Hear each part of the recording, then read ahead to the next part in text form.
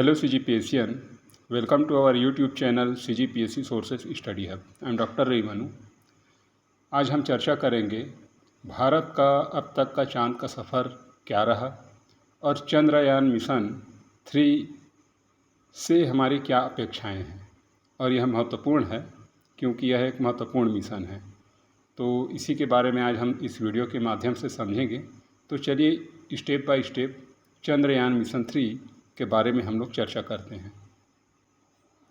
सबसे पहले हम समझते हैं चंद्रयान मिशन इतना अहम क्यों है। क्योंकि हम सभी जानते हैं कि चांद धरती का चक्कर लगाता है, जिसके कारण इस धरती पर दिन और रात होते हैं और चांद के गुरुत्व बल से ही पृथ्वी धीमी गति से घूमती है। यदि चांद न हो तो पृथ्वी की गति अत्यधिक तीव्र हो जाएगी और यह दिन जल्दी बीतेगा।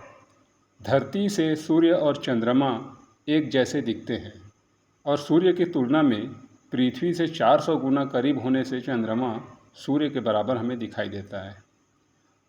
अभी तक चांद पर 12 ही इंसान जा चुके हैं और 1972 के बाद पिछले 51 साल से मानव चांद की सतह पर नहीं उतरा है। इसलिए चंद्रयान मिशन 3 बहुत ही महत्वपूर्ण है और इसके बहुत ही दूरगामी वैश्विक प्रभाव होंगे। अब हम समझेंगे चंद्रयान के मिशन के आखिर उद्देश्य क्या हैं। पहला उद्देश्य है चांद की सतह पर सुरक्षित और सॉफ्ट लैंडिंग प्रदर्शित करना, क्योंकि चंद्रयान मिशन 2 में भारत सरकार को विफलता प्राप्त हुई थी, तो चंद्रयान मिशन 3 से बहुत ही अपेक्षाएं हैं। दूसरा उद्देश्य है रोवर को चंद्रमा पर भ्रमण का प्रदर्शन करना और सांकेतिक इमेज और वहाँ की जो परिस्थितियाँ हैं उनको यथास्थिति यहाँ पर भेजना। तीसरा महत्वपूर्ण उद्देश्य है वैज्ञानिक प्रयोग को बढ़ावा देना। चंद्रयान मिशन इसरो द्वारा लॉन्च एक महत्वपूर्ण मिशन है, तो इसरो के बारे में कुछ ऐतिहासिक तथ्य हैं।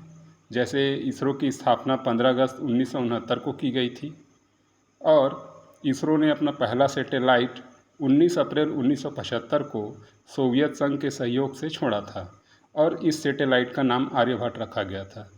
एग्ज़ाम में कभी कभी पूछा जाता है कि पहले सैटेलाइट का क्या नाम था। दूसरे सैटेलाइट का नाम भास्कर था। इसी प्रकार भारत में निर्मित पहला लॉन्च व्हीकल SLV-3 से रोहिणी उपग्रह छोड़ा गया था। यह एक स्वदेशी क्रायोजेनिक इंजन था। अब हम समझेंगे चंद्रयान मिशन 1 आखिर क्या है। यह मिशन 22 अक्टूबर 2008 को लॉन्च किया गया था। इसमें एक ऑर्बिटर और एक इम्पैक्टर चांद की ओर भेजा गया था। यह 8 नवंबर 2008 को चांद की कक्षा में पहुंचा और इस मिशन की सहायता से भारतीय वैज्ञानिकों ने चांद की सतह पर पानी के संकेत को खोजा था। यह मिशन मुख्यतः 2 साल के लिए था। ठीक इसी प्रकार चंद्रयान 2 मिशन 20 अगस्त 2019 को चांद की कक्षा में पहुंचा, लेकिन 7 सितंबर को विक्रम लैंडर की चांद की सतह पर प्रॉपर लैंडिंग नहीं होने के कारण यह मिशन असफल हो गया। यह बहुत ही महत्वपूर्ण है और परीक्षा में इससे संबंधित प्रश्न आने की संभावना भी है, तो इसलिए इन तथ्यों को आप सभी याद रखें। अब हम समझेंगे चंद्रयान मिशन 3 के बारे में। यह मिशन चंद्रयान 2 की एक अगली कड़ी है, क्योंकि पिछला मिशन सफलतापूर्वक चांद की कक्षा में प्रवेश करने के बाद अपने अंतिम समय में कुछ सॉफ्टवेयर में गड़बड़ी के कारण सॉफ्ट लैंडिंग के प्रयास में असफल रहा और यही कारण है कि सॉफ्ट लैंडिंग का पुनः सफल प्रयास करने हेतु इस नए चंद्र मिशन चंद्रयान 3 को प्रस्तावित किया गया था। चंद्रयान 3 चांद पर खोजबीन करने के लिए भारतीय अंतरिक्ष अनुसंधान संगठन इसरो द्वारा तैयार किया गया तीसरा चंद्र मिशन है। इसमें चंद्रयान 2 के समान एक लैंडर और एक रोवर होगा, लेकिन इसमें ऑर्बिटर नहीं होगा। यह एक बहुत ही इम्पोर्टेंट तथ्य है कि चंद्रयान 3 में सिर्फ लैंडर और रोवर भेजा गया है, ना कि ऑर्बिटर।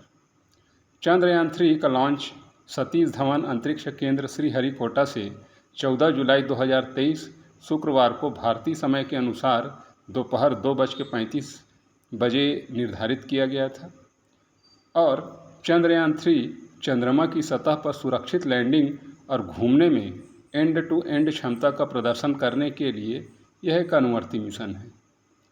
इसमें लैंडर और रोवर कॉन्फ़िगरेशन शामिल है, जैसा कि हमने बताया है। इसमें GSLV Mk3 द्वारा SDSC श्रीहरिकोटा से लॉन्च किया जाएगा। इसके अंतर्गत प्रोडोदन मॉड्यूल लैंडर और रोवर कॉन्फ़िगरेशन को 100 किलोमीटर चंद्र की कक्षा तक ले जाया जाएगा। चंद्रयान-3 मिशन की अवधि विक्रम लैंडर और प्रज्ञान रोवर की 15 दिन से कम होगी। चंद्रयान-3 मिशन में 3 हिस्से हैं। पहला है प्रोपल्शन मॉड्यूल, जिसका वजन 2148 किलोग्राम है। दूसरा है विक्रम लैंडर और तीसरा है प्रज्ञान रोवर। इसे विशेष रूप से याद रखें। अब हम समझेंगे कि आखिर क्या कारण है कि चंद्रमा के दक्षिणी ध्रुव को ही लक्षित किया गया है। पहला कारण है पृथ्वी के शुरुआती इतिहास और सभ्यता के साथ सबसे अच्छा संबंध चंद्रमा द्वारा बनाया गया है और यह खोज आंतरिक सौर मंडल की स्थितियों का एक अपरिवर्तित ऐतिहासिक रिकॉर्ड प्रदान करेगी। दक्षिणी ध्रुव पर चंद्रमा की सतह का छाया ढका हिस्सा उत्तरी ध्रुव की तुलना में काफ़ी बड़ा है, जो इसे विशेष रूप से दिलचस्प बनाता है। इसके अलावा इसके आसपास के स्थान जो हमेशा छाया में रहते हैं, उसमें पानी की उपस्थिति की भी संभावना हो सकती है। शुरुआती सौर मंडल का एक जीवाश्म रिकॉर्ड दक्षिणी ध्रुव के पास ठंडे जाल गड्ढों में भी पाया जा सकता है और यही कारण है कि अन्वेषण के लिए चांद के दक्षिणी ध्रुव को ही लक्षित किया गया है। अब हम कुछ महत्वपूर्ण प्रश्नोत्तरी को देखेंगे इस मिशन के बारे में। पहला प्रश्न है, चंद्रयान-3 को किस रॉकेट की मदद से लॉन्च किया गया है, जिसमें 4 ऑप्शन दिए गए हैं। LVM-3M4, PSLV-C11, PSLV-C25 और इनमें से कोई नहीं। इसका सही उत्तर ये होगा LVM-3M4।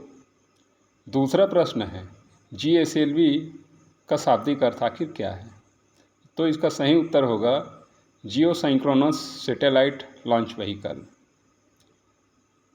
तीसरा प्रश्न है, चंद्रयान-3 को कहाँ से प्रक्षेपित किया गया है, तो इसका सही उत्तर होगा सतीश धवन अंतरिक्ष केंद्र।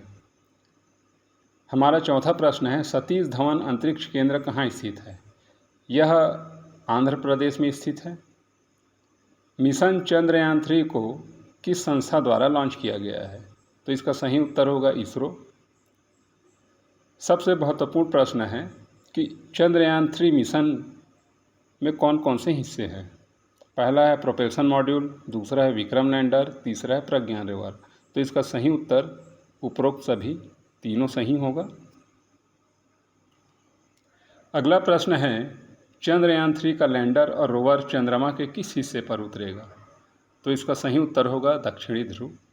अगला प्रश्न है, चंद्रमा की सतह पर अपना सफलतापूर्वक चंद्रयान मिशन उतारने वाला भारत कौन सा देश बन जाएगा, अर्थात भारत का कौन सा स्थान होगा जिसने चंद्रयान मिशन लॉन्च किया है, तो इसका सही उत्तर होगा चौथा देश। अगला प्रश्न है, इसरो के वर्तमान अध्यक्ष कौन हैं, तो इसका सही उत्तर होगा एस सोमनाथ। अगला प्रश्न है, भारतीय अंतरिक्ष अनुसंधान संगठन इसरो की स्थापना किस वर्ष की गई थी, तो इसका सही उत्तर होगा 1969। I hope this video is helpful for all of you and all of you guys, you can update all this information in your notes, because in the near examination maybe this type of questions asked, so you can carefully update all these things, and you can like, subscribe and share our YouTube channel CGPSC Sources Study Hub. Thank you very much.